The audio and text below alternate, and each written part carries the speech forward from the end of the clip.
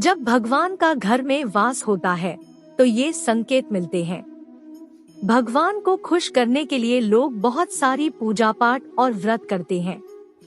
भगवान के आगे सुबह शाम दीपक जलाने से लेकर भोग लगाते हैं ताकि भगवान की कृपा उन पर बनी रहे और उन्हें जीवन में किसी भी तरह की समस्या का सामना न करना पड़े। यह तो हम सभी जानते हैं कि भगवान की पूजा और अर्चना करने वह हमसे प्रसन्न होते हैं, पर क्या आप जानते हैं कि वह हमें इस बात का संकेत भी देते हैं। आइए जानते हैं इन संकेतों के बारे में जो आपको ये बताते हैं कि भगवान की आप पर विशेष कृपा है। 1. अगर आपको रात में नींद के दौरान बार बार सपने आते हैं और सपनों में मंदिर, भगवान की मूर्ति या फोटो दिखाई देती है, तो इसका मतलब है कि आप पर भगवान की कृपा बनी हुई है। कई बार ऐसा होता है कि आप किसी चीज को लेने के लिए आगे बढ़ते हैं, लेकिन लेते वक्त आपके मन में उसे लेकर कुछ संशय आ जाता है। सब कुछ ठीक होने के बाद भी कुछ ऐसा होता है कि हमें उस फैसले को लेने से मन रोकता है। इसका मतलब यह माना जाता है कि आपके साथ किसी दैवीय शक्ति का आशीर्वाद है। 2. जिन लोगों पर भगवान की कृपा होती है, वह अमीर हो या गरीब, उन्हें हर जगह सम्मान मिलता है। अगर किसी को कम मेहनत करने पर भी सफलता हासिल होती है, तो यह भगवान की ही कृपा की निशानी है। भगवान उन्हें हर परेशानियों से बचा लेते हैं। जिन लोगों से भगवान खुश रहते हैं, वह हर परिस्थिति में खुश रहते हैं। उनके जीवन में भले ही कितने दुख क्यों न हो, वे हमेशा खुश ही रहते हैं। उन्हें कभी भी किसी भी परेशानियों से डर नहीं लगता और वह हर मुसीबत को आसानी से पार कर लेते हैं। 3. उल्लू दिखना है शुभ। हिंदू धर्म में उल्लू को काफी अहम दर्जा दिया गया है। उल्लू को माता लक्ष्मी का वाहन माना जाता है। इसलिए यदि आपको कहीं उल्लू दिखाई दे तो यह एक बेहद ही शुभ संकेत माना जाता है। किसी जगह अचानक उल्लू दिख जाए तो समझ लीजिए कि जल्द ही माँ लक्ष्मी आपके घर में पधारने आ रही है। 4. खान पान में आने लगता है बदलाव। माँ लक्ष्मी जिस घर में भी आती है, उस घर में लोगों के खान पान की आदतें बदलने लगती है। कहा जाता है कि ऐसे घरों में लोगों को भूख कम लगती है। खास बात ये है कि ऐसे लोगों को कम खाना भी पर्याप्त लगने लगता है। इसके अलावा ऐसे घरों के लोग नशा और मांसाहार से भी दूरी बनाने लगते हैं। 5. झाड़ू लगते दिखे तो हो जाएं खुश। धन की देवी माँ लक्ष्मी को साफ सफाई बहुत पसंद है। जिन घरों में साफ सफाई होती है, माता लक्ष्मी उसी घर में वास करती है। इसके अलावा माँ लक्ष्मी को सफाई में इस्तेमाल की जाने वाली झाड़ू भी बहुत प्रिय होती है। कहा जाता है कि सुबह के समय कहीं जाते हुए यदि आपको कोई घर के बाहर झाड़ू लगाता हुआ दिख जाए तो ये बहुत ही शुभ संकेत होता है। 6. शंख की आवाज देती है शुभ संकेत। हिंदू धर्म में शंख को एक महत्वपूर्ण स्थान दिया गया है। इतना ही नहीं, शंख की आवाज भी काफी शुभ मानी जाती है तथा किसी भी शुभ अवसर पर होने वाली पूजा पाठ में शंख बजाया जाता है। इसलिए सुबह उठने के बाद शंख की आवाज सुनाई देना आपके घर में माँ लक्ष्मी के आगमन का संकेत देता है। 7. यदि आपको लगातार 3 दिनों तक घर से निकलते समय नीलकंठ पक्षी दिखाई दे तो समझ जाइए कि भगवान ने आपकी सुन ली है और आपकी जल्द ही कोई बड़ी मनोकामना पूरी होने वाली है। नीलकंठ पक्षी का दिखना महादेव की कृपा होने का इशारा होता है। इसके अलावा यदि आपके घर के सामने अक्सर सफेद गाय आने लगे या किसी दिन सफेद गाय आपके घर के सामने आकर अपने बछड़े को दूध पिलाए तो यह देवी देवताओं का आप पर कृपा होने का साफ इशारा है। यह बताता है कि आपकी पूजा प्रार्थना सफल हो रही है और आपके जीवन की सारी समस्याएं दूर होने वाली है। भगवान आपके सारे कष्ट और बुरे दिन खत्म करने वाला है। 8. यदि घर के मुख्य द्वार के आसपास चिड़िया घोंसला बना ले तो यह बहुत ही शुभ संकेत होता है। यह इस बात का प्रमाण है कि आपकी पूजा सफल हो गई है। इसलिए चिड़िया और उनके बच्चों को गलती से भी ना सताएं, बल्कि उनके लिए दाना पानी रखें। इसके अलावा यदि पूजा करते समय आप इतने भावपूर्ण हो जाएं कि आपकी आंखों से आंसू निकलने लगे, तो यह इस बात का संकेत है कि ईश्वर ने आपके मन की पुकार सुन ली है। 9. आप सुबह पूजा करने के बाद घर से बाहर जाएं तो कहीं आपको बंदरों का झुंड दिख जाए, तो यह भी बताता है कि आपकी पूजा सिद्ध होने वाली है। आप पर भगवान मेहरबान है, इसलिए कोशिश करें कि उन बंदरों को भोजन दे। इसके अलावा यदि आपके घर में बिना किसी अगरबत्ती, रूम स्प्रे या आर्टिफिशियल फ्रेग्रेंस के इस्तेमाल के भी घर में खुशबू और ताजगी महसूस हो, तो यह समझ ले कि आप पर ईश्वर की कृपा है और साथ ही जल्द से जल्द आपके दिन फिरने वाले हैं। 10. पूजा के दौरान घर में किसी अतिथि का आना भी भगवान की कृपा का संकेत है। यदि अतिथि कोई तोहफा भी लेकर आए तो यह साफ इशारा है कि भगवान ने आपकी पूजा स्वीकार कर ली है। यदि पूजा के समय जलाए हुए दीपक की लौ अचानक से तेजी से जलने लगे तो समझ जाइए कि आपकी पूजा सिद्ध होने वाली है और ईश्वर की कृपा से आपके दुख भरे दिन जल्द ही दूर होने वाले हैं। 11. अगर जिस व्यक्ति की नींद अचानक से बार बार रात के 3 बजे के बाद खुलती है, तो इसे मामूली बात ना समझें। ये संकेत बहुत ही शुभ माना जाता है। ऐसा माना जाता है कि रात के 3 बजे के बाद देवी देवताओं की शक्तियाँ जागृत हो जाती है, जो कि आपसे बहुत कुछ कहना चाहती है। ऐसे में आपका बार बार 3 बजे के बाद उठना कामयाब होने का संकेत है। वहीं रात के 3 बजे के बाद देवी देवताओं से मांगा हुआ वरदान कभी भी खाली नहीं जाता है और ईश्वर आपकी प्रार्थना अवश्य सुनते हैं। 12. अगर आपको आपके सपनों में ऊंचे ऊंचे पर्वत दिखाई देते हैं, वहां से बहता हुआ झरना आपको दिखाई देता है और इस जल को आप पी लेते हैं, तो निश्चित तौर पर आपको कामयाबी अवश्य प्राप्त होती है। अगर आप अपनी शिक्षा का सही प्रयोग करके उससे परिवार चला पा रहे हैं, तो ये ईश्वरीय कृपा से ही संभव है। दुनिया में तमाम ऐसे लोग हैं जो शिक्षित होने के बावजूद शिक्षा का सही प्रयोग नहीं कर पाते, और जिन लोगों की सेहत अच्छी रहती है उन पर भी परमेश्वर की विशेष कृपा है। सेहत खराब होने से सिर्फ आपके शरीर पर ही असर नहीं पड़ता, बल्कि काफी आर्थिक नुकसान भी होता है।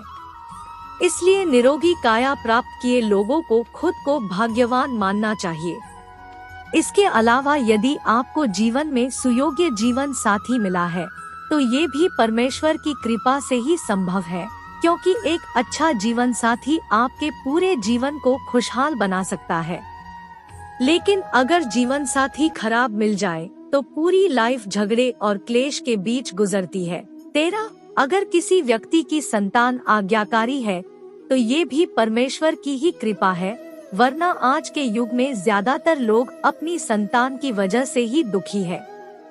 सही गलत के बीच अंतर करने की क्षमता जिन लोगों के पास है, उन पर उनके इष्टदेव का आशीर्वाद होता है। भगवान के दर्शन सपने में करने वाले लोगों पर भी देवी देवताओं की कृपा होती है, वरना परमेश्वर को देख पाना हर किसी के लिए संभव नहीं होता। जिस व्यक्ति का क्रोध पर वश है, जिसका मन शांत रहता है, जो हर परिस्थिति से सामान्य रहकर निपटना जानता है, ऐसे लोगों पर ईश्वर का हाथ होता है, तभी ये संभव हो पाता है। 14. भगवान हमें अपने वास्तविक रूप में दिखाई नहीं देते हैं, लेकिन कुछ लोग ऐसे भी होते हैं जिन्हें भगवान के तुल्य माना जाता है। इनमें माता पिता, गुरु या ब्राह्मण है। इनमें से कोई भी व्यक्ति पूजा के दौरान आपके घर में प्रवेश करता है तो यह बहुत शुभ माना जाता है। आपको उन्हें घर से खाली हाथ नहीं लौटाना चाहिए।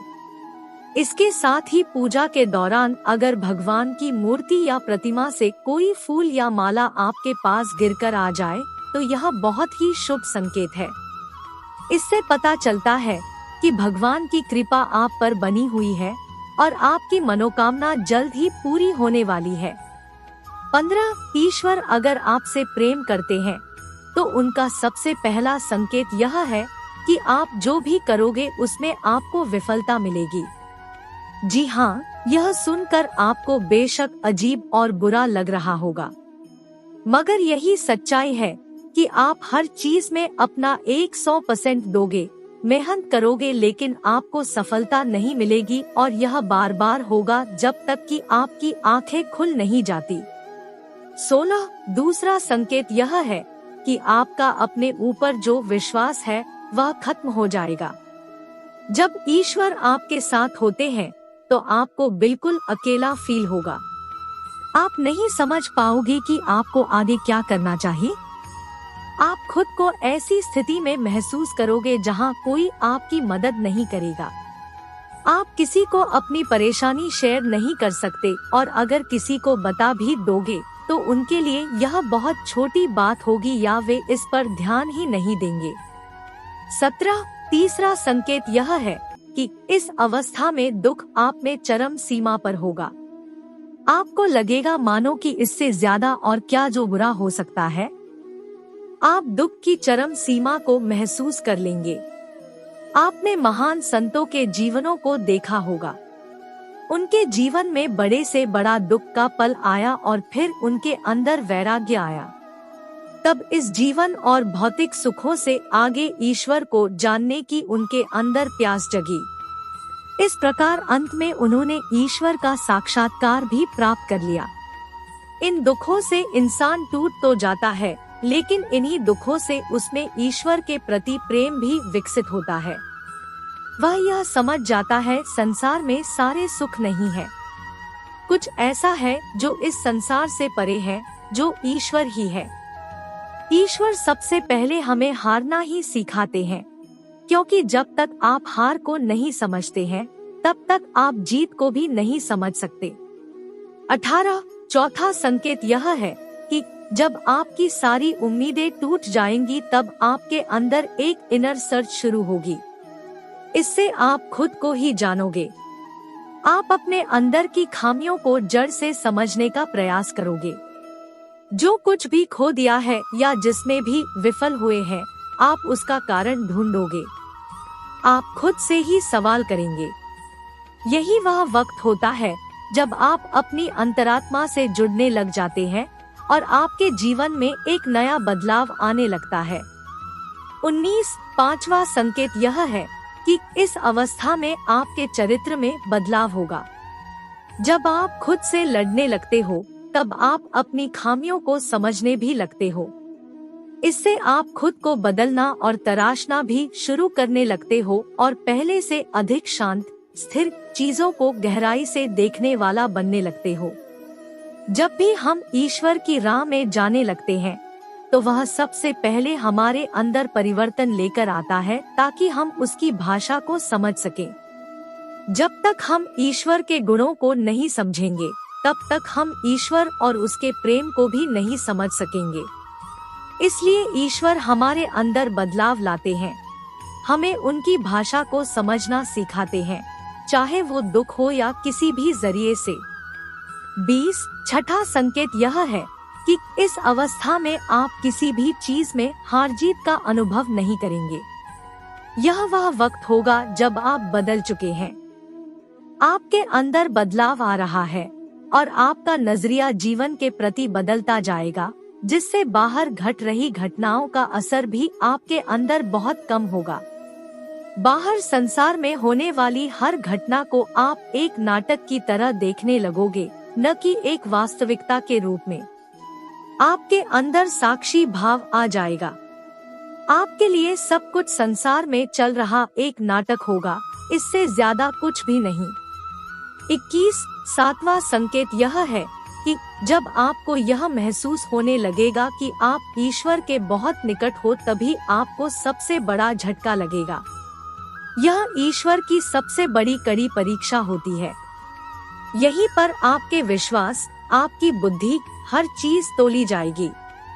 जो कुछ भी आपने अभी तक अपनी यात्रा और साधना से सीखा है, इस समय आपके जीवन में ऐसी ऐसी परेशानियां, दुख आदि या इतना सुख ऐशो आराम आ जाएगा कि आपको वाकई में लगेगा कि ईश्वर तो कुछ भी नहीं है, वो केवल एक झूठ है, एक छलावा है। इसलिए यह समय सबसे अधिक धैर्य का होता है।